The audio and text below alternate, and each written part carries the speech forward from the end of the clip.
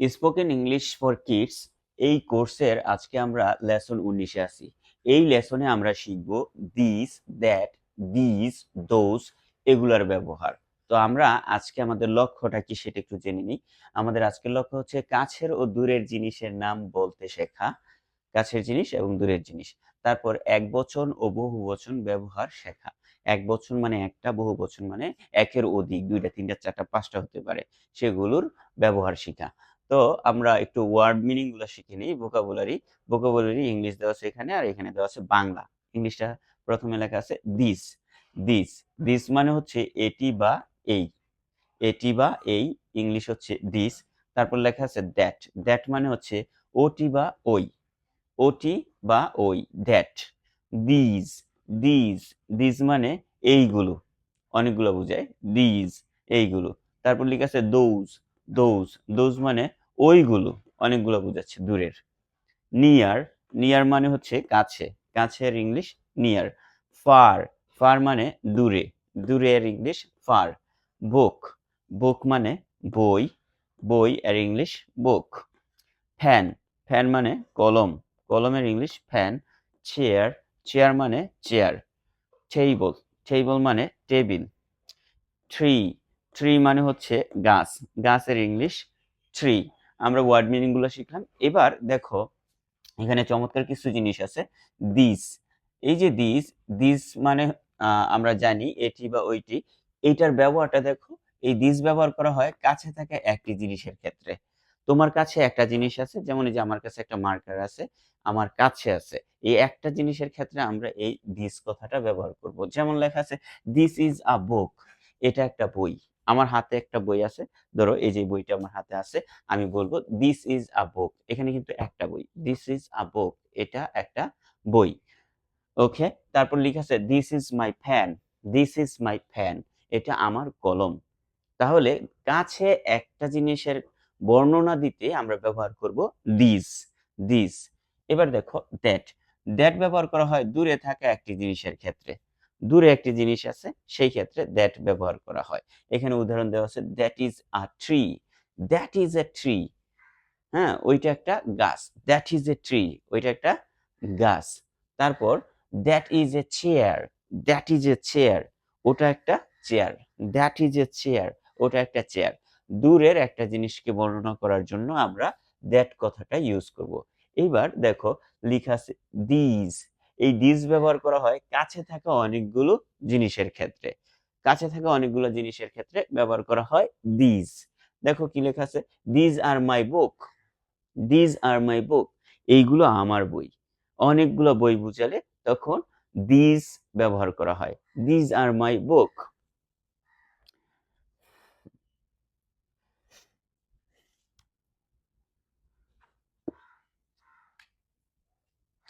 এই যে এখানে লেখা আছে these are my books, these are my books, এগুলো আমার বই। দেখো আমার কাছে অনেকগুলো বই আছে, সেই ক্ষেত্রে আমরা এটা ব্যবহার করব এই দিজ। অনেকগুলা কাছে, আমার কাছে অনেকগুলা জিনিস আছে, সেই ক্ষেত্রে কি ব্যবহার করব দিজ, দিজ।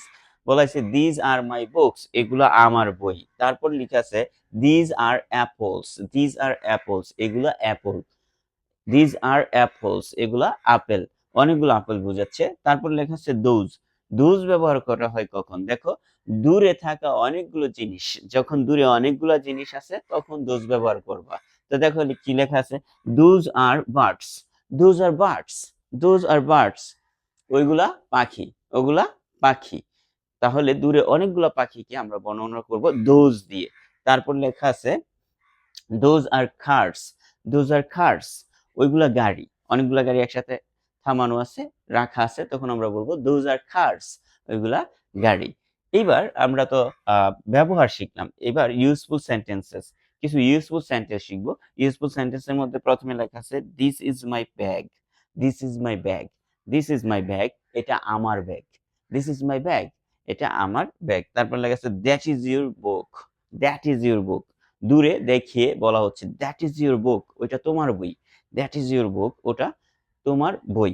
তারপর লেখা আছে these are my toys, these are my toys, ওইগুলো আমার খেলনা, দিজ আর মাই টয়েস, ওইগুলো আমার খেলনা।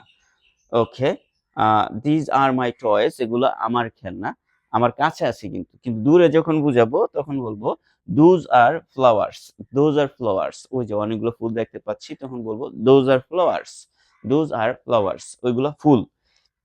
তারপর লেখা আছে this is a cat, this is a cat, কাছে আছে, দিস ইজ আ ক্যাট, এটা একটা বিড়াল। The those are dogs, those are dogs, ওইগুলো কুকুর, ওগুলো কুকুর, একসাথে অনেকগুলা প্রাণীকে বোঝাচ্ছে, দোজ আর ডগস। তার মানে কি অনেক দূরে আছে, সেজন্য তোমরা দূরে দেখিয়ে বলবা দোজ আর ডগস, ওইগুলা কুকুর। ওকে, আমরা কিন্তু ইউজফুল সেন্টেন্সেস শিখে ফেললাম। এখন আমরা কনভারসেশন শিখবো, শর্ট কনভারসেশন, তারপরে প্র্যাকটিস হোমওয়ার্ক। শর্ট কনভারসেশনে দেওয়া আছে, প্রথমত টিচার বলতেছে যে what is this, what is this, এটা কি, হোয়াট ইজ দিস, এটা কি। রাফি উত্তর দিচ্ছে this is a pencil, this is a pencil, এটা একটা পেন্সিল। এটা কিন্তু রাফির সাথে আছে, এই জন্য দিস কথাটা ব্যবহার করা হয়েছে। তারপরে টিচার বলতেছে হোয়াট ইজ দ্যাট, দূরের জিনিস দেখিয়ে বলতেছে হোয়াট ইজ দ্যাট, ওইটা কি, হোয়াট ইজ দ্যাট, ওইটা কি। তখন রাফি বলতেছে that is a book, that is a book, ওইটা একটা বই, দ্যাট ইজ এ বুক, ওইটা একটা বই। টিচার বলতেছে হোয়াট আর দিস, এইগুলা কি, কাছের জিনিস, হোয়াট আর দিস, এগুলা কি। তখন রাফি বলতেছে these are my toys, these are my toys, এগুলো আমার খেলনা, দিজ আর মাই টয়েস, এগুলো আমার খেলনা। তখন টিচার বলতেছে হোয়াট আর দোজ, ওইগুলা কি, দূরের জিনিস, একসাথে আছে, বলতেছে হোয়াট আর দোজ, ওইগুলা কি। তখন রাফি বলতেছে those are birds, those are birds, ওইগুলা পাখি, দোজ আর বার্ডস, ওইগুলা পাখি। আমরা শর্ট কনভারসেশন শিখলাম, এখন আমরা প্র্যাকটিস করব। দেখো প্র্যাকটিসে কি আছে, বলছে যে সঠিক শব্দ বসাও, সঠিক শব্দটা বসাবো। এখানে ড্যাশ ইজ মাই বুক, একটা বইয়ের কথা বলা হয়েছে, এজন্য তুমি এখানে বসাইবা দিস, বলবা দিস ইজ মাই বুক, এই জায়গায় কি হবে দিস, দিস, THIS, দিস। তারপরে dash is a tree, dash is a tree, দূরের একটা গাছের কথা বলা হচ্ছে, বলবা that is a tree, that is a tree, দূরের গাছ, এই জন্য এখানে আমরা বসাবো দ্যাট। তারপর লিখেছে ড্যাশ আর মাই পেন্সিলস, অনেকগুলা পেন্সিলের কথা বলা হয়েছে, অনেকগুলা পেন্সিলের ক্ষেত্রে বলবা this, this are my pencils, this, this are my pencils, এইগুলো আমার পেন্সিল। তারপরে ড্যাশ আর বার্ডস, দূরের পাখি সম্পর্কে বলা হচ্ছে, বলবা যে those are birds, those, those কথাটা ব্যবহার করবা, দোজ, দোজ আর বার্ডস, অনেকগুলা জিনিস যেগুলো দূরে আছে তখন দোজ কথাটা ব্যবহার করবা, দোজ আর বার্ডস, ওগুলা পাখি। তারপর হোমওয়ার্ক, তোমার হোমওয়ার্ক হচ্ছে বাড়ির জিনিস দেখে 8টি বাক্য বলো, 8টা বাক্য বলবা। এই যে এখানে 4টা সেন্টেন্স আছে না, এগুলা দিয়ে 8টা সেন্টেন্স বানাইবা তুমি বাসায়।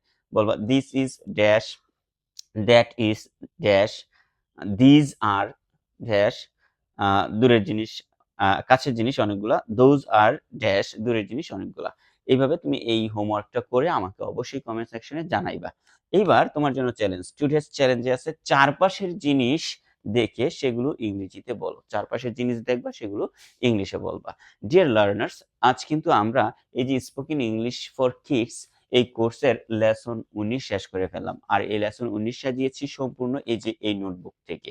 যাদের কাছে এই নোটবুক নাই তারা অবশ্যই নোটবুকটা কালেক্ট করে নাও, কারণ আমি লেসন 1 থেকে 100 পর্যন্ত এই যে তোমরা যেভাবে শিখতেছো এর চেয়ে সুন্দর করে এখানে ডিটেলস দেওয়া আছে। আমি তো বোর্ডে সব আঠাতে পারি না, এজন্য দিতেও পারি না। তুমি এর চেয়ে বেশি ভালো করে আরো চমৎকারভাবে যদি নিজে নিজে ইংলিশ শিখতে চাও তাহলে অবশ্যই এই নোটবুকটা কালেক্ট করে নিবা। নোটবুকটার দাম হচ্ছে 652 টাকা, বাট তোমাদের জন্য রাখা হচ্ছে মাত্র 500 টাকায়। স্ক্রিনে দেওয়া নাম্বারে অবশ্যই যোগাযোগ করো, বইটা তোমার কাছে পৌঁছে যাবে ইনশাআল্লাহ। সবাই ভালো থাকো, সুস্থ থাকো, আল্লাহ হাফেজ।